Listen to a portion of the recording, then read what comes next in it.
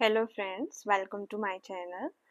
I am Dr. Priyanka and today we will discuss about the chloroplast. तो chloroplast जो होता है वो एक इम्पॉर्टेंट ऑर्गेनेली है। ये सेल बायोलॉजी का एक इम्पॉर्टेंट पार्ट है क्योंकि जो क्लोरोप्लास्ट होता है उसका जो मेन रोल होता है वो फोटोसिंथेसिस में होता है और इसके अलावा ये प्रोटीन ट्रांसलोकेशन करता है।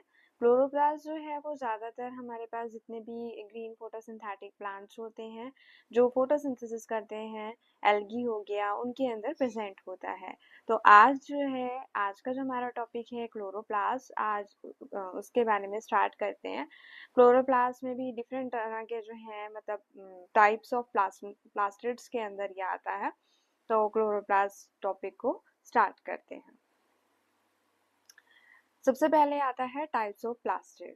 तो जो टर्म थी प्लास्टिड वो किसने यूज़ की थी? शिम्पर ने 1885 में। एंड उन्होंने 3 टाइप्स के प्लास्टिड को क्लासिफाइड किया था। पहला होता है leucoplast. Leuco means white and plast means living. तो ये क्या होते हैं? कलरलेस प्लास्टिड होते हैं जो कि एम्ब्रियोनिक एंड जर्म सेल्स में मिलते हैं। एंड ये उस रीजन में मिलते हैं जहाँ पे लाइट रिसीव नहीं होती है। इनका मेन फंक्शन क्या होता है कि ये कार्बोहाइड्रेट को स्टोर करते हैं, लिपिड्स को एंड प्रोटीन को, और उसके अकॉर्डिंग फिर इनका अलग अलग जो है कि जैसे कुछ फैट स्टोर कर रहे हैं, कुछ प्रोटीन स्टोर कर रहे हैं, उसके अकॉर्डिंग फिर ये डिफरेंट टाइप्स में कैटेगराइज किए गए हैं। तो फर्स्ट टाइप है अमाइलोप्लास्ट जिसके अंदर फैट स्टोर होता है, then elaioplast and then proteinoplast, मतलब जहाँ पे प्रोटीन स्टोर हो रहा है। सेकेंड जो टाइप है प्लास्टिड का वो होता है क्रोमो। क्रोमोप्लास्ट क्या होता है? Chroma means colour and plast means living. तो ये कलर्ड प्लास्टिड होते हैं। इनके अंदर कैरोटीनॉइड एंड अदर पिगमेंट्स होते हैं। और ये कलर जो होता है डिफरेंट डिफरेंट जो प्लांट्स में कलर होते हैं उसके लिए कौन सा प्लास्टिड रिस्पॉन्सिबल होता है?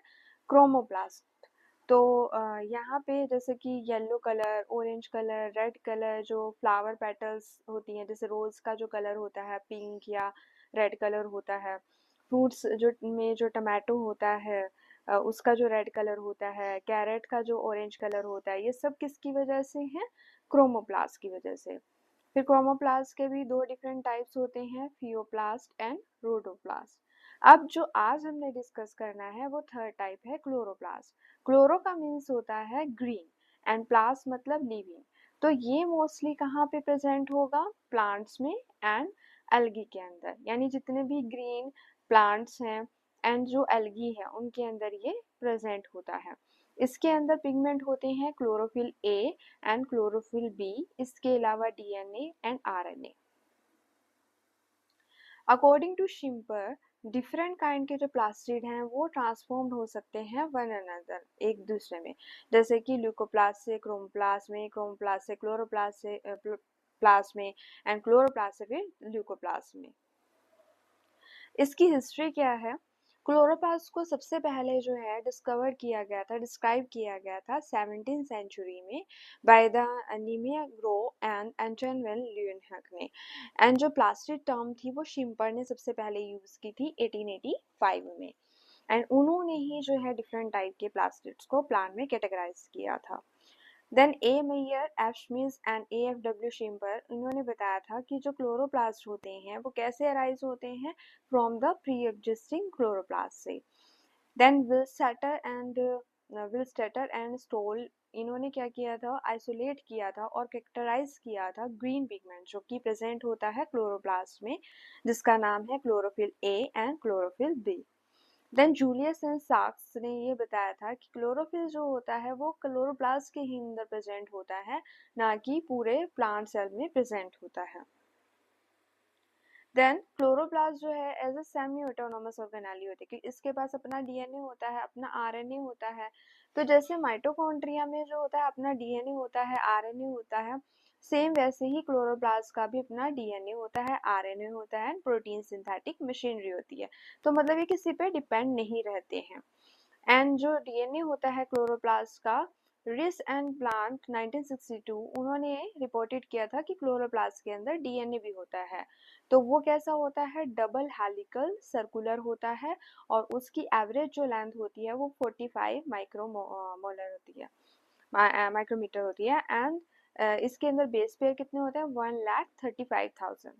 देन राइबोसोम, जो राइबोसोम होता है क्लोरोप्लास्ट का वो साइटोप्लाज्मिक, जो साइटोप्लाज्म में राइबोसोम ऑर्गेनेली प्रेजेंट होती है उससे थोड़ा स्मॉलर होता है।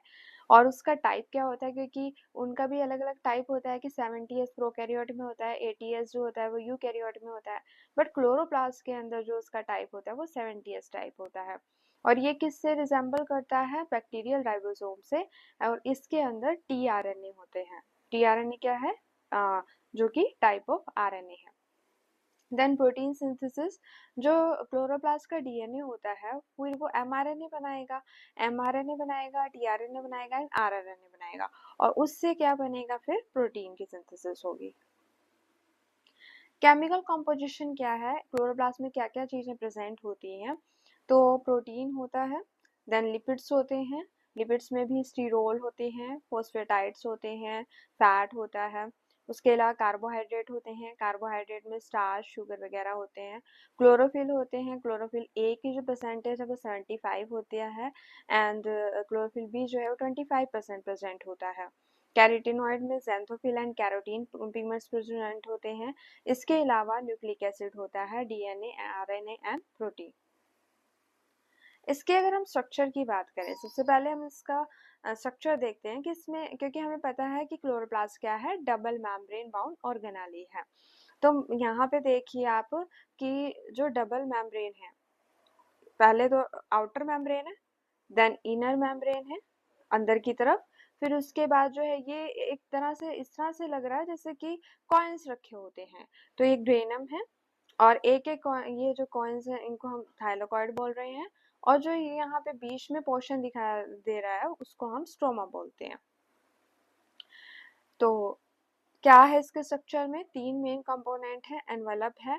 एनवेलप क्या होता है, जो अभी मैंने बताया डबल मेम्ब्रेन है, डबल यूनिट मेम्ब्रेन होता है, outer membrane and inner membrane. तो जो एनवेलप है उसके बाहर भी जो कवरिंग है वो क्या करता है, एक्सचेंज ऑफ मॉलिक्यूल्स करता है between the chloroplast and cytosol, क्योंकि जो आपकी ऑर्गेनेलिज होती है ना वो सेल के साइटोप्लाज्म में प्रेजेंट होती हैं, तो उन्हीं के बीच में एक्सचेंज ऑफ मॉलिक्यूल्स होगा। देन सेकेंड जो कंपोनेंट है वो है स्ट्रोमा, जो अभी मैंने बताया था फिगर में, ये स्ट्रोमा है। तो स्ट्रोमा क्या होता है, ये एक मैट्रिक्स या स्ट्रोमा बोलते हैं इसको, ये मोस्टली वॉल्यूम ऑक्यूपाइड करता है क्लोरोप्लास्ट का।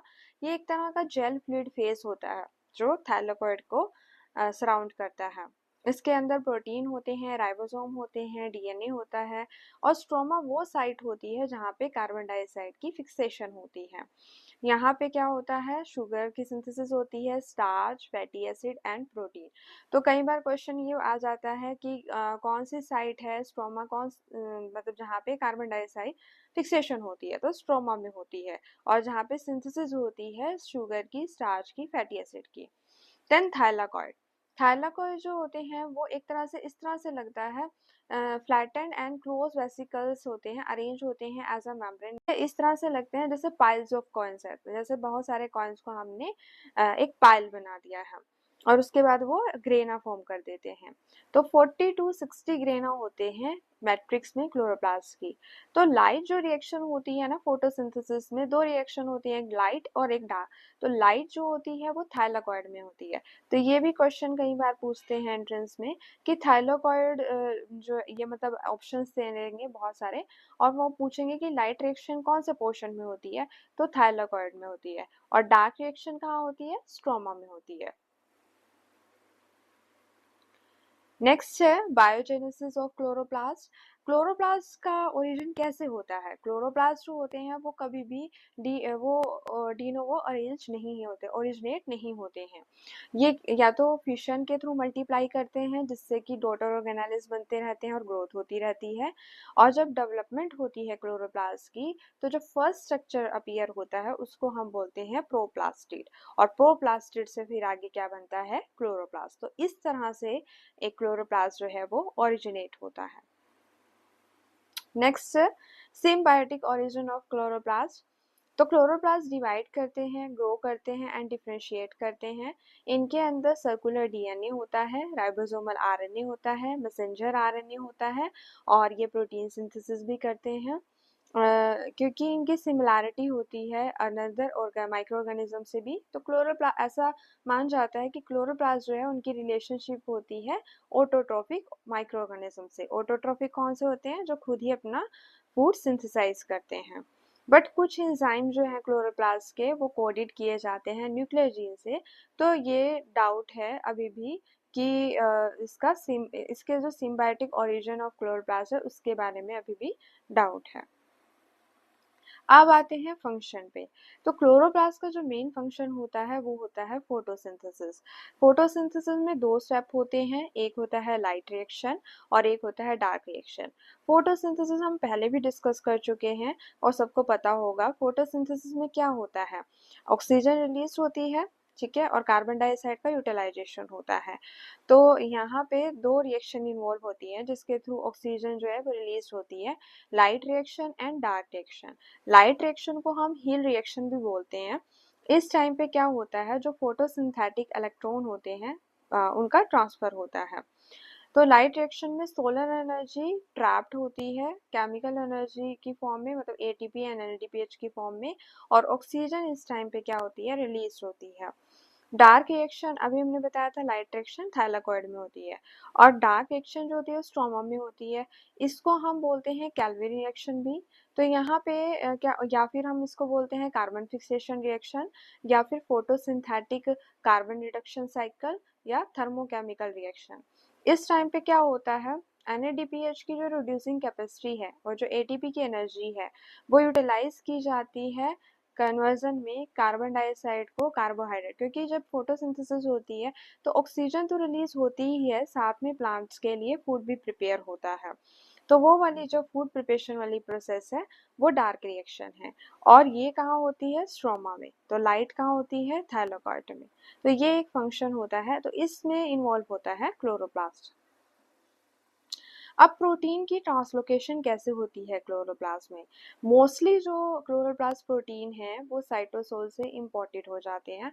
आउटर जो और इनर एनवेलप जो मेम्ब्रेन है उनके अंदर कुछ ट्रांसलोकेशन कॉम्प्लेक्सेस होते हैं जिनका नाम है टीओसी एंड टीआईसी। तो आउटर कॉम्प्लेक्स के अकॉर्डिंग नाम दिया गया है एंड इनर के अकॉर्डिंग। चैपरोन, चैपरोन सबने सुने होंगे। ये क्या करते हैं? ये अनफोल्डिंग में हेल्प कर रहे होते हैं पॉलीपेप्टाइड्स की साइटोसोल में, और फोल्डिंग भी कर रहे होते हैं प्रोटीन्स की क्लोरोप्लास्ट में। मोस्टली जो प्रोटीन क्लोरोप्लास्ट में होते हैं उन वो सिंथेसाइज होते हैं, उनमें जो एन टर्मिनल सीक्वेंस है उसको रिमूव कर दिया जाता है, और इस पेप्टाइड को हम क्या बोलते हैं? Transit peptide. तो ये यही बताया हुआ है, देखिए फिगर के अंदर कि यहाँ पे टीओसी कॉम्प्लेक्स लिखा हुआ है, मतलब आउटर की तरफ पे जो है, टीआईसी कॉम्प्लेक्स जो है वो इनर क्लोरोप्लास्ट की तरफ में है। उसके बाद मतलब ये ट्रांसलोकेशन कॉम्प्लेक्सेस हैं, साथ में HSP70 जो लिखा हुआ है ये चैपरोन है। तो चैपरोन फोल्डिंग में अनफोल्डिंग में इनमें हेल्प कर रहा है। तो इस तरह से एक जो है वो साइटोसोल की तरफ में प्रोटीन ट्रांसलोकेट होते हैं। तो आज का जो हमारा टॉपिक है क्लोरोप्लास्ट वो यहीं पे कंप्लीट होता है। आई होप आपको मेरी ये वीडियो पसंद आई होगी। प्लीज़ लाइक एंड सब्सक्राइब कर दीजिएगा इस वीडियो को।